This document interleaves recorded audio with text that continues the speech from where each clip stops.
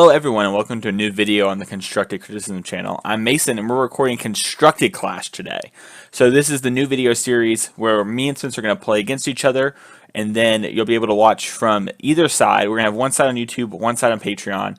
I imagine I'm on the Patreon side of things this week, just cuz, but maybe I'm not. Who knows? Maybe you're watching this live on YouTube right now.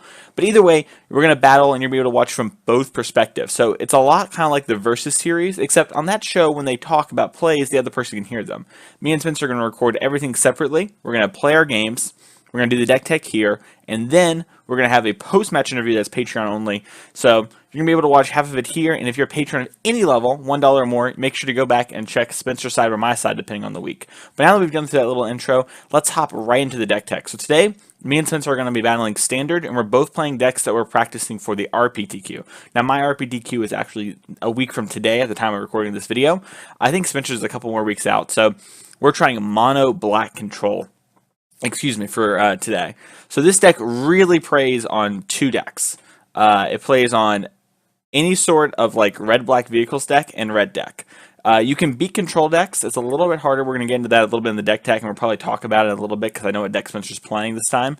But for the most part, those are the two decks you want to play against, red, black, and red. You have a surprisingly bad mono green matchup. It really, for like every Blossoming Defense they draw, makes it infinitely harder for you to beat them because your game plan is to answer cards on curve and then pull ahead with some card advantage cards we're going to talk about in a second. So a matchup you would expect to be quite good, and like just the green v black doesn't actually play up that well for you.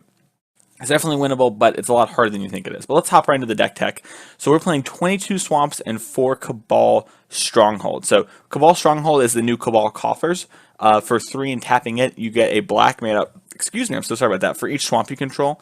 So this doesn't make mana until you're at 5 mana. Well, I'm sorry, generate extra mana. This card always makes it colorless. So there are a couple builds of this deck. There are decks that play Memorial of Folly. There are decks that play Field of Ruin. There are decks that play the Black Desert that we saw at the PT, the Bantu's one, where you can cycle. There's a lot of really interesting things you can do. Play Ifnir Deadlands when you go down that route as well. This version that we're trying today, and the version I've stuck to primarily for the most part, focuses in heavily on only maximizing Cabal Stronghold. Not sure if that's the best strategy overall, but that's the one we're testing today for sure. And the reason for that is a couple-fold.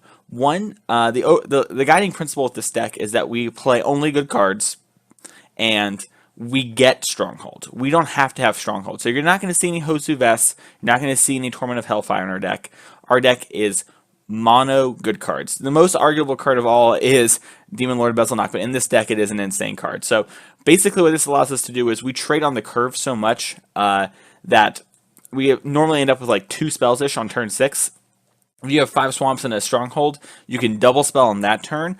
Normally break serve, or I'm sorry, break parity and pull ahead there. And also, it's a way to have power in the late game with your Walking Ballista. So Walking Ballista is a card that's actually kind of lost some stock in the last couple days. With a little bit before the PT and now post-PT, it's not as good because people are respecting Goblin Chain Whirler so much. But it's still a powerful card. And in combination with Stronghold, it gives you some very powerful late game. I have beat people by just playing a Walking Ballista for about 4, and then just every turn, passing into their turn, leveling it up 2 or 3 times, and then you're just able to shoot down boards. It is insane. There are upsides to the other mana bases for sure, but that's one of the big things about this. Also, it's much easier to cast your double black spells on turn 2 with the Gifted Aetherborn. Obviously, very small factor there compared to the other ones with Field of Ruin and the Arch of Orozco, I believe is the card. I would actually play one Arch, I think, in this deck, but my teammate's playing it in their Teferi deck. So, unfortunately, I am unable to have that happen. Moving on to the spells in the deck. We are playing 4 Fatal Push. Pretty simple. We just want to kill all the 2-drops early. We need to live for the later game. We're playing 1 Arguel's Bloodfast main deck. Originally, it was a 3rd Eldest Reborn in the main, but it was finding that I was getting them stuck in my hand a little bit, and I wanted some more early plays to use my mana, because it's very easy for this deck to not use its mana in the early turns if you don't draw a Fatal Push or an Aetherborn. So trying to give it a couple more answers there. We play 3 Gifted Aetherborn in the main, 1 Cast Down, just another kill spell. Basically, all these cards are just cards that trade for cards in the entire deck. Walking Ballista is either a 2-drop or a million drop, so I put in the 2-drop slot for today. We have 4 Doomfall. This card's surprisingly insane. It gives us game against control decks because we have some main deck discard spells, which they normally don't have to deal with in Standard, and it gives us exile effects for cards like Hazoret, Rekindling Phoenix, all of those cards. Bristling Hydra is the card I'm trying to think of. Gives you a lot of outs of cards you might have issues with normally. So Doomfall is kind of an all-star in this 75. Moving on, we play 2 Karn, Scion of Urza. Karn is just a way to generate card advantage. Karn really does 2 things really well. One, Karn almost always draws you a land. This deck loves having extra lands and needs to make its land drop, so playing Karn is very important for that.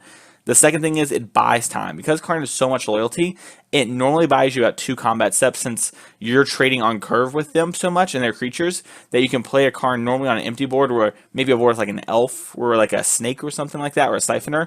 And then it will take 2 turns for them to kill Karn, assuming you don't interact. So that buys you time, and a lot of time you actually just need to buy time to hit your land drops to play your more powerful spells.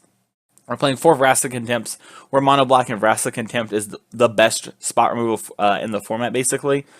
So it's a real boon to be able to play 4 of these. Real bonus. We have Ravenous Chupacabra as a one of, just a way to answer creatures on the curve. And we play 2 Gaunties as a way to get card advantage into the later game, and also have outs against the control decks as well. This is one of your most important cards against control because it allows you to take their stuff, their counter spells, take their win conditions. You can buy it back with Liliana. It doesn't seem like a card that's super great, but it actually plays out super well. We play 2 Eldritch Reborn. This card's an all-star in any sort of red-black matchup or grindy mid-range matchup. Lets us buy back their Planeswalkers. Planeswalkers can be one of the harder things to answer. Also, the Sacrifice Claw is very nice against some of the problem threats we talked about earlier. 2 Lilianas. She's insane with the buyback. It seems like a very obvious card for this deck. I'm going to speed it up a little bit here because of time. We play 2 Demon Lord Bezelnox. If you look at our curve, all of these cards over trigger Bezelnock. So it's very easy to get 2 cards out of Demon Lord Bezelnock. Just a way to generate card advantage. It's big. It's also an ETB, so it combos with Liliana. We play 2 Never to Returns as a way to destroy Planeswalkers and answer problematic cards in the graveyard. Let's move on to the sideboard real quick. We have 2 Deadeye Tracker for Godfarer's Gift and control decks. Then we play 1 Arguel's Bloodfast into the card draw, another Aetherborn for the red matchups and some of the more creature-based matchups for attacking the ground matters. We play 3 Bontu/Reckoning for basically mono green and green-black snake. We want Fumigate against those decks. We don't have Fumigate, so we play Bontus in the board. We play 4 Lost Legacies. This is the biggest point in the deck. We don't have Duress in our current lineup for the RPTQ for Team Unified Standard. As such, we have 4 Duresses.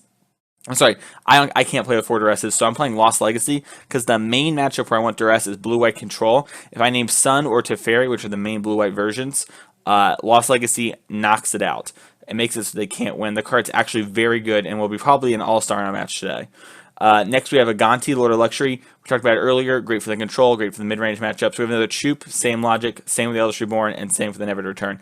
That's the deck tech, everyone. Let's hop it right into the games.